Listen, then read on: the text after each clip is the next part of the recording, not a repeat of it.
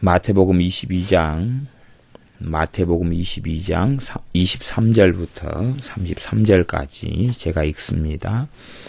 부활이 없다 하는 사두개인들이 그날에 예수님께 와서 물어 가로되 선생님이여 모세가 일렀으되 사람이 만일 자식이 없이 죽으면 그 동생이 그 아내에게 장가들어 형을 위하여 후사를 세울지니라 하였나이다.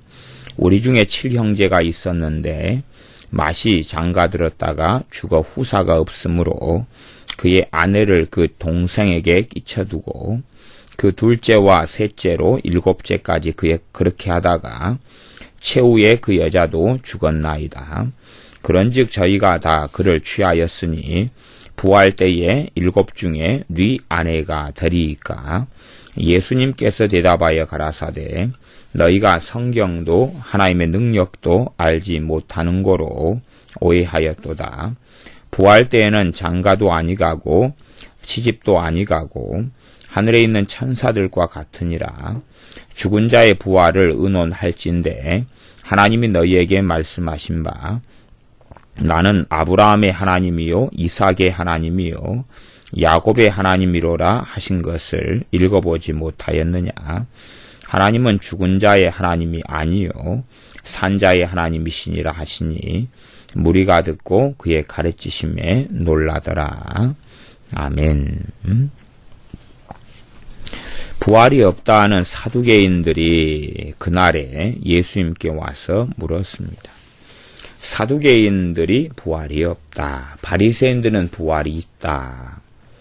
그 허점 때문에 이 상반된 견해 때문에 사도행전에 나중에 보면 사도 바울이 이 사이에 문제로 부활이 있다 하는 이야기에 말로 그렇게 해서 한 번은 어떤 어려움을 모면한 적이 있는 이야기가 나옵니다.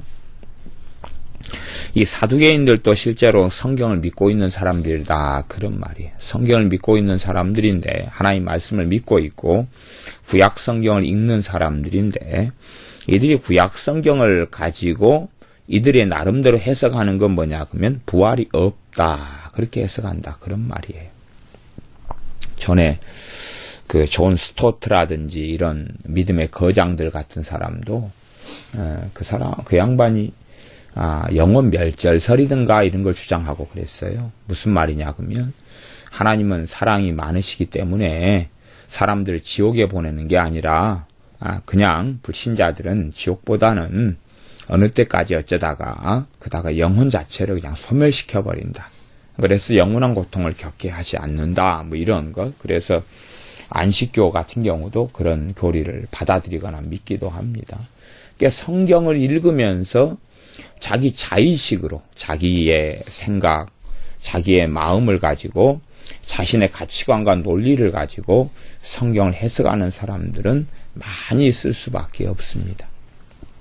그렇기 때문에 필연적으로 자신의 지혜로 성경을 읽고 해석한다는 것은 굉장한 위험성에 속하게 되어집니다.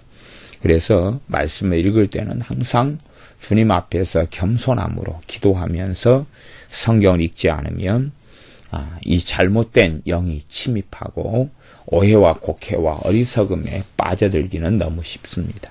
그렇기 때문에 성경을 읽을 때 순진하게 성경을 읽기 때문에 귀신은 마귀는 역사하지 않을 것이다 착각하면 안 되고 성경 읽는 그 자리에 마귀 역사는 얼마든지 강할 수 있다 하는 것을 반드시 깨닫고 있어야 합니다. 그래서 하나님의 말씀을 읽고 묵상할 때에 기도하면서 주님 앞에서 읽고 묵상할 때에 성령 하나님이 도와주셔서 좋은 열매를 맺게 하시며 믿음이 성장하게 하시며 말씀을 깨닫게 주시게 됩니다. 이 사두개인들은 부활이 없다는 결론을 성경을 자신의 마음대로 해석하면서 얻었습니다. 그것 중에 하나는 자신들이 생각해 보니까 어떤 논리가 되냐 그러면 부활을 한다 그러면 사람이 이 죽은 영혼이 부활을 한다 그러면 자신들 생각에는 이 이스라엘의 법 가운데는 이런 형사 취수 제도가 있어요. 말하자면 형이 죽으면 동생이 형의 아내인 형수를 아내로 삼아서 대를 이어야 된다. 그런 법이, 그런 문화가 있습니다. 그리고 성경도 그 문화를 인정하고 있습니다. 물론 현 시대의 어떤 문화로서 또 우리나라 한국 사회의 문화로서는 도저히 인정할 수 없는 문화가 되고 또 유교적인 문화로서는 인정할 수 없겠죠. 이 사회는 끊임없이 문화는 변화되고 변화되어져 갑니다. 꼭 그것을 굳이 문화의 발전이라 이렇게 말하기는 어렵습니다. 발전되어지는 문화의 측면이 있고 퇴보하는 문화의 측면이 있고 그리고 이상한 쪽 하나님의 말씀과는 다른 각도로 변해가는 문화도 아주 많지 않습니까? 유행하는 문화 또 그런 놀이문화, 쾌락주의 문화, 무수히 많은 문화들은 하나님과는 다른 방향으로 흘러갑니다. 그렇기 때문에 시대가 과학이 발전한다 해서 사람이 발전하는 것은 결코 아닙니다. 정보가 발전하고 지식이 발전하고 과학이 발전하고 우주선을 화성으로 보내고 달 탐사선을 보낸다 그래서 사람이 인격이나 인성이나 사람의 근원적인 하나님의 형상을 받아 창조된 이 사람이 발전하는 건 결코 아니고 시대가 악해지면 문화는 그 문화가 발전하는 것도 아니고 그 문화는 오히려 마귀의 영향을 받아서 변질되고 악해지는 경우도 당연히 많습니다. 그래서 사람들이 겪고 있는 어떤 문화적인 가치관이 절대 진리가 결코 될 수 없는 겁니다. 가령 유교에서 온 문화 중에 그런 게 있잖아요. 옛날에는 아주 강했는데 출가 외인이다 그런 게 있잖아요. 출가 외인. 어떤 사람이 결혼을 하면 어떤 집안에 씹간다. 그건 성경에 없는 겁니다. 유교지요. 그런데 그런 가치관 속에서 한국 사람들은 오래 살아왔다 그 말입니다. 그렇기 때문에 어떤 집에 결혼을 해서 가버리면 이제 여자 같은 경우는 자신의 부모나 친족도 돌아보지 못하게끔 그렇게 남자의 집안에서는 여자를 강제해버리고 강압해버립니다. 그건 잘못된 문화에 속하는 것이지요. 여자의 부모든지 결혼한 다음에 남자의 부모든지 동등하게 같이 섬기고 동등하게 같이 돌봐야 될 책임과 의무가 있는 것이지 그런 것이지 다른 문제가 아닙니다. 그래서 사람의 이 문화적인 가치관이라는 것은 시대에 따라 바뀌어가고 변화돼가고 어디에서 영향을 받았는가 하는 것들에 따라서 달라지는 것들이 생겨납니다. 전에 유다가 자신의 며느리 다말에 대해서 아들들이 죽고 나니까 막내 아들까지 죽을까봐 너희 친정애가 기다리라 그리고 친정으로 보내잖아요. 그러니까 친정이라는 것은 꽤 가까운 그런 사이고 결혼한 다음에도 얼마든지 이용할 수 있는 사이다 하는 그런 문화적인 부분들은 성경에 좀 많이 곳곳에 발견할 수 있는 부분들이 있습니다. 이 이제 사두개인들은 그래서 24절에 보면 선생님이여 모세가 일렀으되 사람이 만일 자식이 없이 죽으면 조건은 그것이에요. 자식이 없이 죽어야 돼 형이요. 그럴 때에 그 동생이 그 아내에게 장가를 들어서 형을 위하여 후사를 세울지니라. 그래서 자식을 낳으면 후사를 세우라는 이야기는 형의 자식을 놓아라 그 말이에요. 형의 자식을 놓아라. 그래서 그것 때문에 하나님께 죽임을 당한 사람도 많이 있었습니다. 특별히 유다의 둘째 아들이 그랬어요. 유다의 둘째 아들도 그랬고, 유다의 셋째 아들인가 그랬을 거예요. 왜냐하면은 형의 자식을 놓기가 싫어가지고, 그래서 좀 어리석은 일을 행했죠. 그러므로 하나님의 진노를 사서 죽임을 당했다라고 성경에 기록되어 나옵니다. 그래서 이제 형을 위하여 후사를 세우라 그랬습니다. 그래서 이제 그냥 아주 예외적인 일이 벌어졌는데, 아주 그냥 특별한 예외가 벌어졌는데, 7형제가 있었다. 그래요. 그래서 마시가 장가를 들었는데, 후사가 없어가지고 그 아내를 둘째 동생이 취해가지고 또 결혼했는데, 또 일찍 죽어버린 거예요. 자식 낳기 전에. 셋째 동생이 또 형수하고 결혼했는데 또 죽어버리고 자식이 없이. 그 일곱째까지 와버렸다. 그런 말이에요. 그렇게 하다가 이제 마지막에 그 여자가 죽었어요. 여자가 명도 길지요. 7 남자를 두루두루 거쳐가 딱 죽었어요. 그래서 이제 부활이 되면 그 여자하고 남자하고 다 살아날 테인데, 그 부활이 맞다면, 그러면 도대체 그 여자의 남편은 누구가 되고, 어떤 남자가 그 여자하고 부부관계가 그대로 이어지느냐, 그런 요상한 질문을 하게 되는 것입니다. 사실은 그렇게 된다면 얼마나 여자가 불쌍합니까? 솔직히 이 땅에서는 대부분 이제 남자들은 좀 소수고 여자들은 좀 다수가 일반적으로 그렇습니다. 그 결혼 생활을 지속하기가 싫어요. 싫은데도 결혼 생활을 지속하는 부부들이 대다수인데, 상대적으로 남자 비율보다는 여자 비율이 훨씬 많습니다. 그럼 진짜로 부활한 다음에 계속하게 결혼 생활을 지속해야 된다면 영원토록, 그러면 전문 용어로 환장하지 않겠습니까? 어떤 분은 이 남자가 죽지도 않는다 막 그러던데, 죽지도 않는다, 70몇 살 죽지도 않는다 그래가지고 남자가 감사하게 맨날 술 마시고 그냥 욕하고 싸우고 이 평생의 한이 되는 남편이 이제 먼저 죽었어요. 그래서 아이고 감사하다 그래가지고 10년을 더 이제 이 할머니가 사시다 돌아가셨는데, 부활된 다음에 영원토록 같이 부부로 살라는 거야. 그러려면 아주 끔찍하지 않겠습니까? 다행히 감사하게 그 영감님이 막 술 마시고 난리를 치다가 막상 돌아가시기에는 예수님을 한편 강도처럼 영접하고 돌아가셨다 그 말이에요. 그럼 끔찍할 일이 될 것이.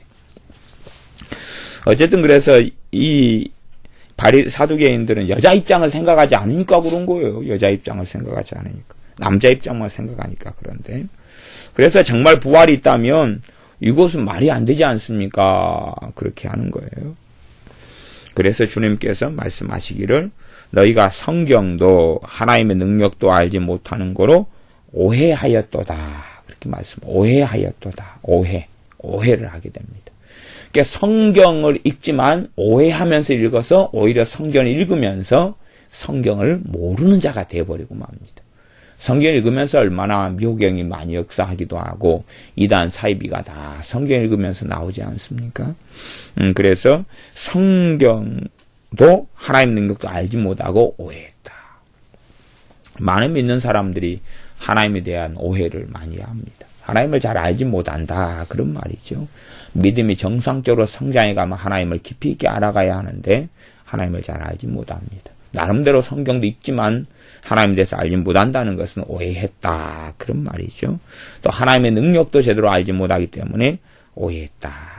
그러시면서 아주 그냥 간략한 이야기만 하십니다. 깊이 있게 설명해도 얼마나 알아먹고 사두개인들이 자신의 생각을 사실은 얼마나 버리겠어요. 나중에도 사두개인들이 자신의 생각을 버리지 않았다는 것을 사도행전에서는 그대로 나옵니다. 버리지 않습니다, 이들은. 그래서 부활 때에는 장가도 아니가고 시집도 아니가고 하늘에 있는 천사들과 같으니라. 하늘에 있는 천사들과 같으니라. 이 땅에 살아갈 때는 실제로 사람보다 훨씬 더 월등한 존재가 천사들입니다. 천사들이 훨씬 더 월등한 존재들이죠. 그래서 천사들이 막상 이 땅에 살고 있는 사람들에게 나타났을 때는 사람들은 그 천사들의 영광도 감당하지 못해서 거꾸러지기도 하고 엎드려서 절을 하려고 하기도 하는 등의 일이 종종 생겼다고 성경에는 기록되어 있습니다. 심지어 요한계시록 같은 데는 사도 요한조차도 천사에게 엎드려서 경배하고 절을 하려고 했을 정도로 천사가 가진 권능과 영광은 압도적이었습니다. 사도조차도 그랬다, 그 말이에요. 사도조차도요. 그러니까 얼마나 이 하늘에 있는 천사들이 가진 영광과 그들이 가진 하나님의 큰 사랑과 은혜와 그 존재 자체에 가진 것이 얼마나 대단한지를 알 수 있습니다. 근데 주님께서 설명해 주시기는 하늘에 있는 천사들과 같으니라, 그런 것이. 이게 사실은 월등한 존재다.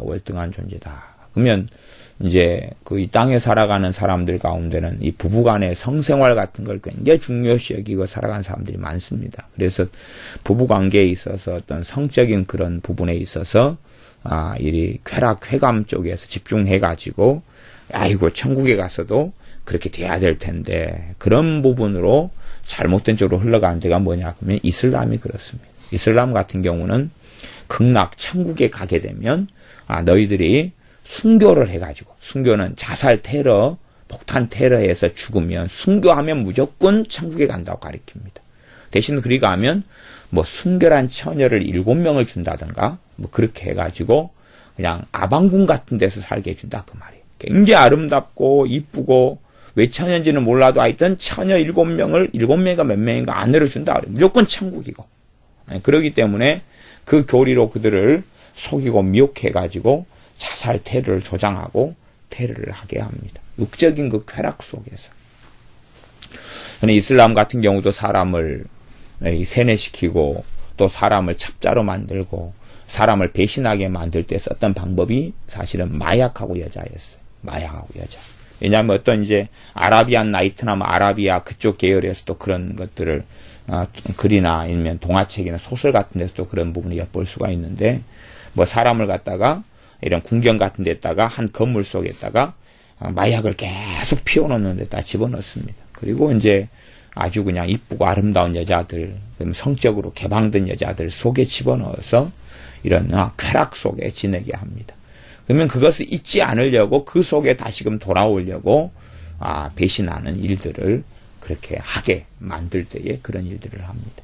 실제로 그런 걸 이제 체험했던 이런 사람들, 이슬람 계열의 사람들의 이런 사람들은 그것에 대한 환상을 가집니다. 그렇기 때문에 그들에겐 과격분자들이 생겨나기도 하는 이유 중에 하나가 됩니다.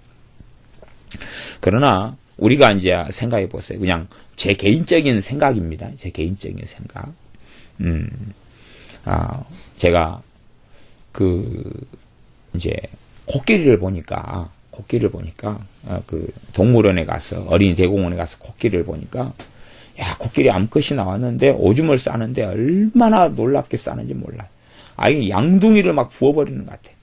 그 소가 오줌 싸는 거 좀 보시면은 막 그 호수로 붓는 것 같잖아요. 막 호수로 이렇게 자꾸 물 뿌리는 것 같거든요. 근데 그것을 제가 보다가 그 소 오줌 잘 싼다 그랬는데 코끼리가 오줌 싸는 걸 봤는데 양동이 물로 콸콸콸 붓는 거예요. 이건 그냥 뭐 하수구 물러가는 것은 저리 가라 그런 것이. 제가 보고 깜짝 제 앞에 와서 그냥 엉덩이를 들이밀고 한번 오줌을 시원하게 싸주고 들어가더라고요. 그래서 얼마나 코끼리에게 감사했는지 몰라요. 코끼리가 오줌 싸는 걸 다 보여주네. 그 구경원 사람들이 코끼리가 그날 안 나왔다 그랬어요. 안 나왔다 그래가지고 구경원 사람들은 코끼리 구경을 못하고 갔는데 제가 거기 있어가지고 멀리 들어가 있는 코끼리가 들어가 있는 집에 이렇게 가만히 그래 코끼리 한번 보고 가려고 유심히 혼자 달라붙어가지고 담벼락에 달라붙어서 보고 있는데 갑자기 코끼리가 나오는 거예요. 그래서 혼자 거의 저 혼자 있었어요. 코끼리다 그러고 있는데 그 여러 명하고 같이 구경 갔잖아요. 코끼리. 다른 분은 코끼리 못 봤잖아요. 그치요? 다른 식구는 다 못 봤어요. 나만 봤어요. 봤어요? 오줌 싸는 거 봤어요? 그러시구나. 대단하시. 갖고 코앞으로 와가지고 얼마나 양동이를 붓는 거 봤죠? 그러면요. 갖고 바닥이 완전히 그냥 흥건할 정도로 싸고 금방 또 들어가 버렸어요. 그렇기 때문에 딴 사람들도 또 코끼리를 또 다시 와서 보려고 그러니까 못 봤어요. 근데 이제 코끼리 암컷하고 수컷하고 이제 교미를 해가지고 새끼를 가진다 치면 우리가 볼 때는 어떤 면에서는 좀 끔찍하잖아요. 안 그러겠어요? 자, 이해 안 되세요?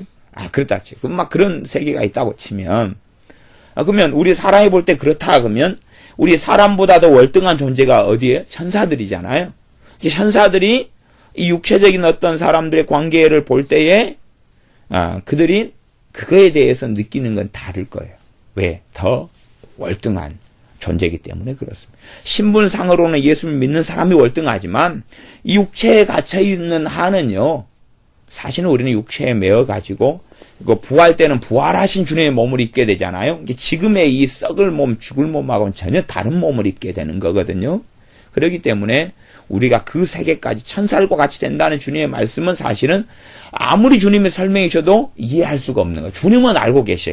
그분은 하나님이셨고 말씀이신 하나님이셨고 하나님 품 안에 계신 독생하신 하나님이셨기 때문에 이미 알고 계시죠. 주님이 만드셨으니까. 그러니까 주님은 알고 계시지만 우리에게 설명해서 우리는 몰라요. 하늘에 천사들과 같이 된다는 게 도대체 뭔지를 몰라요. 그러나 천사들에 대한 이야기는 종종 성경에서는 언급되어 나옵니다. 그래서 부활 때에는 그런 일이 벌어진다 하는 것입니다. 그래서 이 30절에 보면 부활 때에는 장가도 아니가고 집도 아니가고 하늘에 있는 천사들과 같이 된다. 그러니까 어떤 사람들은 또 그렇게 생각해요. 사람이 부활하면 중성이 되느냐, 내시가 되느냐, 남자는 내시가 되고 여자는 이제 모르겠죠. 중성이 되느냐. 근데 제 개인적인 생각은 남자는 남자, 여자는 여자라고 봐져요. 안 그러면 생각해 보세요. 오늘 그냥 주님이 딱 재림에 오셨는데 갖고 주님 앞에 딱 갔는데 갑자기 성 정체성이 사라져 버려. 그럼 이상하지 않겠어요? 천국에서 자기 엄마가 믿어가지고 먼저 가셨는데 엄마를 만났는데 이분이 엄마가 아니에요. 아니야. 엄마 아빠가 다 믿으셔가지고 천국에 가셨는데 가니까 엄마를 엄마라 부를 수 없고 아빠를 아빠라 부를 수 없어. 이 실제적으로 관계가 이제 좀 그래도 본질적인 관계들은 그대로 남거든요. 그렇기 때문에 하나님께서는 32절에 그렇게 말씀하시잖아요. 천국에 지금 가 있는 나는 아브라함의 하나님이요, 이삭의 하나님이, 야곱의 하나님이로다. 그러니까 지금 아브라함이 천국에 그대로 살아있고, 그 다음 이삭이 천국에 그대로 살아있고, 야곱이 그대로 천국에 살아있는 것이지, 아브라함의 존재 자체가 바뀌어버린 게 아니라 그 말이에요. 그러니까 천국에 가서도 아브라함과 이삭의 관계는 그대로이다라는 이야기예요. 그런 그대로, 그 사람 그대로다 그 말이. 그 사람 그대로. 이 육체를 벗어서 죄가 없는 상태가 되었지만 아브라함은 아브라함이고, 그렇기 때문에 아브라함, 이삭, 야곱의 이야기를 그대로 하나님은 아셔요. 아브라함이 죽은 다음에 시간이 거의 아브라함이 BC 2000년도 사람이니까 주님께서는 이제 AD와 BC의 갈림길이 되시면서 주님께서 이 땅에 사람의 몸을 입고 오셨고, 그렇기 때문에 거의 그래도 한 2000년 가까이 되는 차이가 있다 그런 말이에요. 2000년 전에 죽어버린, 아니면 1900년 전에 죽어버린 아브라함 이야기를 하지만 아브라함의 하나님이다 하는 것이. 왜? 살아있기 때문에. 존재 자체가 그대로인 거죠. 그대로인 거죠. 그래서 사람이 부활 때에는 장가도 아니가고 십도 아니가고 하늘에 있는 천사들과 같이 된다 하는 그냥 기본적인 말씀으로 하고 마무리를 짓습니다. 근데 문제는 사두개인들이 하나님 말씀에 대해서 오해했고 하나님의 능력에 대해서도 알지 못해서 오해해서 하나님을 어떤 식으로 생각해 버렸냐 그러면 사람식으로 생각했어요. 그러니까 우리들도 하나님의 능력에 대해서 알지 못하면 사람의 살아왔던 삶의 기준으로 맞추어서 천국에서 삶을 생각한다 그런 말이에요. 우리가 지금 이 땅에 살아가면서 경험하고 보는 것에 맞추어서 천국을 생각해요. 그래서 옛날에 조영기 목사님 같은 분도 천국에 갔더니 뭐가 있다 그러냐, 그분은 아파트가 있다 그러고, 그 다음에 그런 토마스 주남 여사 같은 경우는 전도를 한 명 했을 때마다 정원에 다이아몬드가 막 만들어진다든가 그런 이야기를 했어요. 그런 것들이 주로 다 어디에서 나온 이야기들이냐 그러면, 물론 그분들이 천국을 보았다 하는 것을 제가 천국에 안 갔다, 입신해서 천국을 안 봤다 그런 이야기를 제가 부인하는 건 아닙니다. 그런데 사람의 수준하고 관점에 따라서만이 어떤 게 보이는 경우도 있어요. 근데 실제로는 육적인 삶에서는 다이아몬드가 중요하지만 천국의 삶에 다이아몬드 중요해요? 안 중요해요? 안 중요해요. 한 명 전도했다 해서 다이아몬드가 생긴다 그러면은 큰일 나는 것입니다. 왜 큰일 나냐 그러면 전도로 5,000명 한 사람은 잠잘 곳이 없어요. 집에가 다 다이아몬드로 꽉 차버려가지고. 그것도 다이아몬드가 엄청 큰 거다 그래요.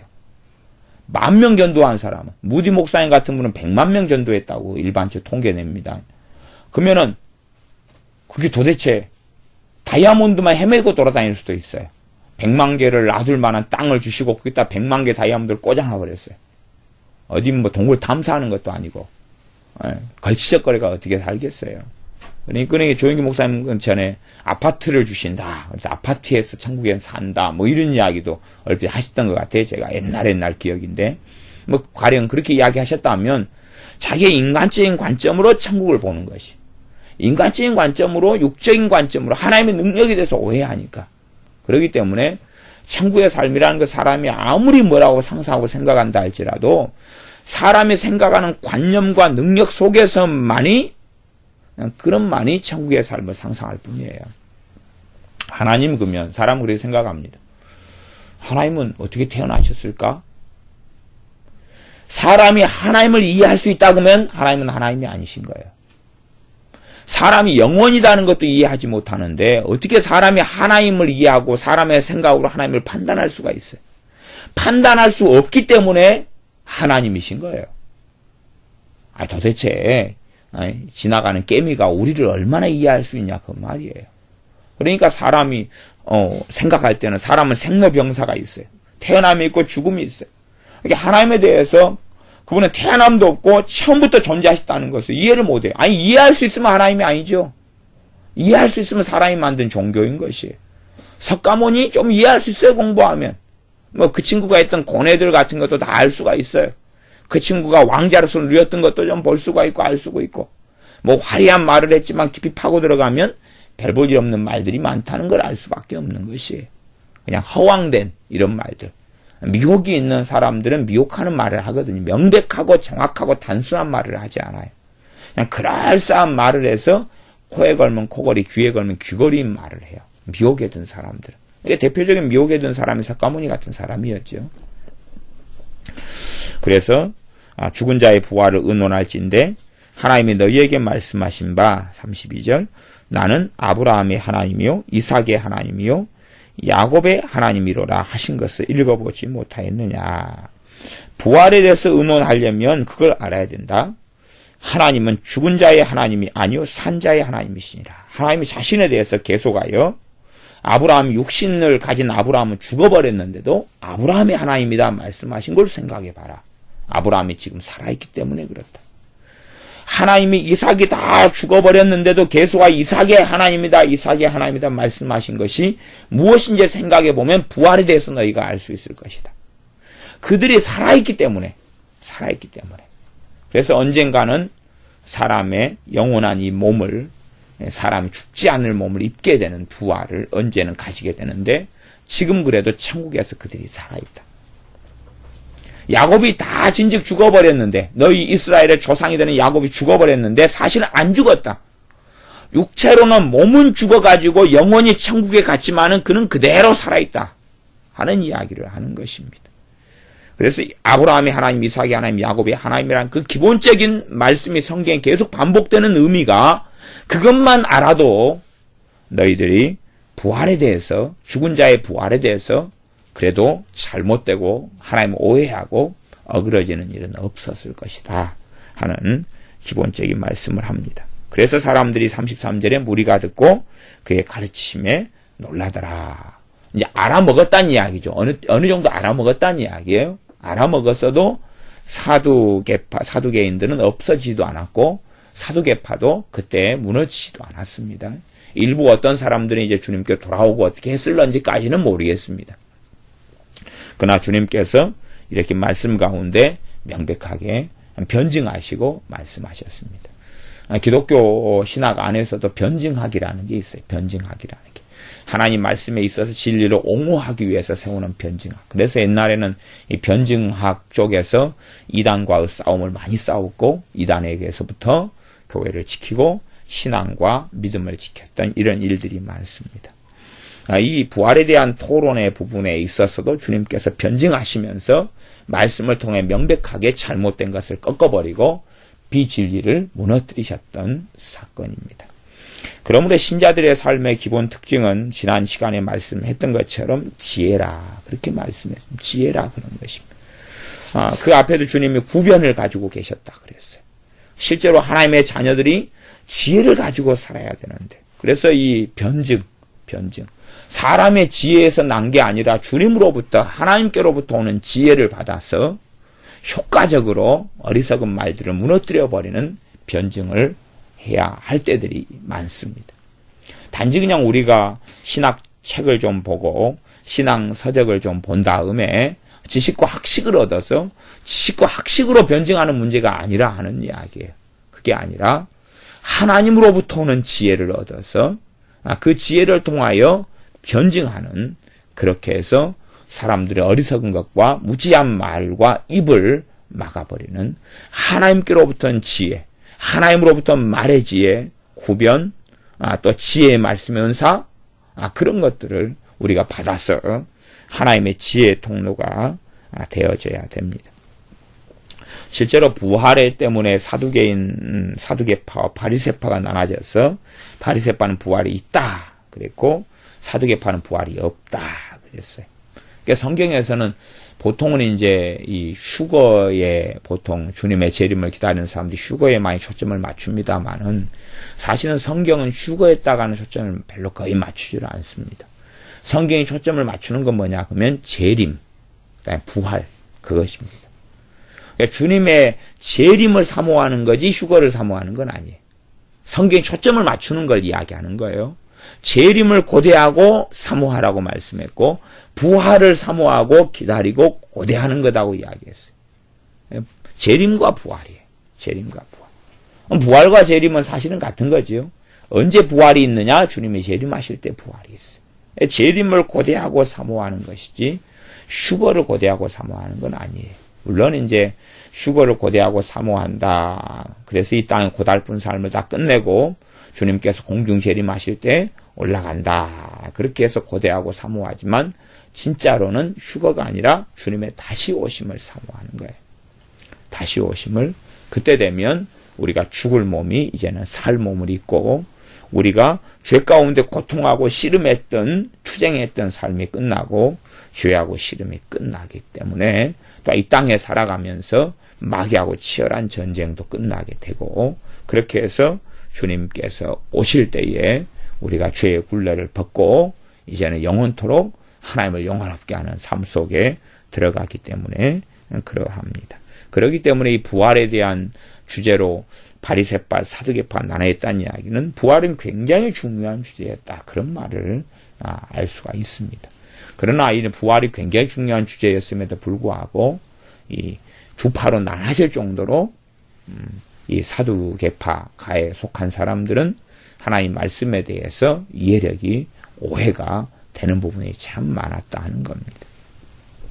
실제로 구원론에 있어서도 이 오해들이 굉장히 많은 것들이 많습니다. 정통 기독교 안에서도 구원에 대한 이해가 부족하고 구원에 대해서 깨닫고 아는 것들이 부족하고 그런 일들은 참 많습니다. 그렇기 때문에 우리가 하나님의 말씀을 바르게 이해할 수 있도록 기도하고 주님 앞에 나아가는 것, 그것은 어떠한 것보다도 항상 중요한 일이 됩니다. 기도하겠습니다. 아버지 하나님, 우리가 성경을 자의적으로 해석하여서 오해하여 이 사두개인들처럼 부활이 없다 하는 어리석은 사상과 해석에 이르는 것처럼 하나님 말씀을 잘못 오해하고 곡해하여 어리석은 결론들과 또한 미호경의 틈탐 속에 들어가지 아니하고 말씀을 바르게 알고 말씀 가운데 믿음이 성장할 수 있도록 우리가 하나님의 말씀 앞에 겸비하여 엎드려 주의 말씀을 묵상하며 읽으며 상고할 수 있도록 도와주시옵소서. 주님을 알기 위하여, 주님을 영화롭게 하기 위하여, 주님을 기쁘시게 하기 위하여, 주님과 동행하기 위하여, 주님께 순종하기 위하여, 주님을 닮아가기 위하여 하나님 말씀을 상고하고 묵상하는 우리들이 되게 하여 주시옵소서. 예수님의 이름으로 기도하옵나이다. 아멘.